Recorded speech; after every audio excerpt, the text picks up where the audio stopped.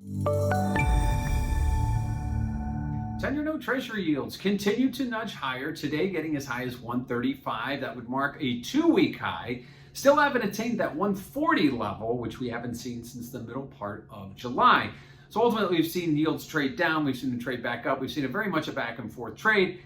Today, we had stronger durable goods, stronger than expected. Likewise, we had some supply in a 5-year note auction, which wasn't received all that well. So yields nudging higher today are continuing what we saw, what started yesterday and continues today. Clearly, a catalyst event on the calendar ahead could change that very quickly, and we'll talk about that in a moment, that being the Jackson Hole Symposium later this week.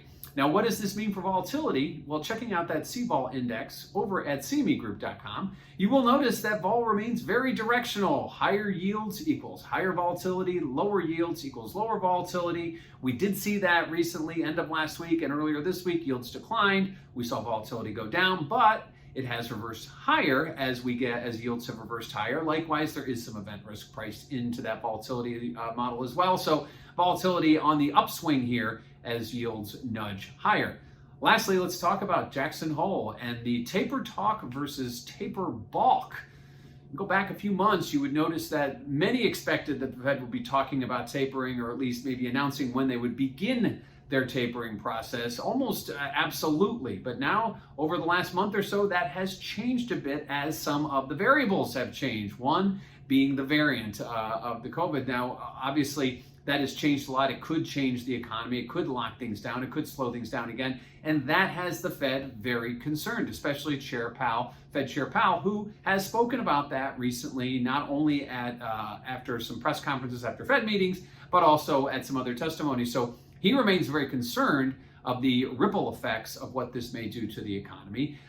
Likewise, at this point, the economy, while it is continuing to grow, perhaps isn't growing as fast as the Fed wants, with higher inflation, which they consider to be only transitory. So they're taking that out of the equation. Their higher inflation will be another reason for the Fed to raise rates sooner, or at least remove their accommodation sooner.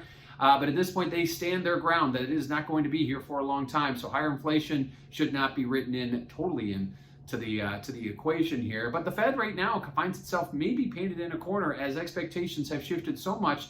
They were looking to talk about tapering. Now, what if they don't talk about tapering? What will be the effects on the market? Clearly, when they talk about removing accommodation, they talk about buying less assets. They would be buying less treasuries. That would obviously nudge treasury yields higher. And even though we've seen treasury yields go up the last 2 days, we're talking about a more significant move than just 10 or 15 basis points. So ultimately, it comes down to Friday. What will happen? Will they open Pandora's box and talk about tapering and maybe throw some dates out on the calendar? Or will they make mum's the word and kind of wait and let the market take its own route and possibly look to announce tapering later on, maybe in the autumn or even in the winter? That is still yet to be seen. But we should get some clarity from the Fed chair when he speaks Friday morning, 10 a.m. Eastern time, virtually from the Jackson Hole Symposium. So 10-year note treasury yields seeing a bit of a bump higher again today, getting to a 2-week high with Jackson Hole looming on Friday.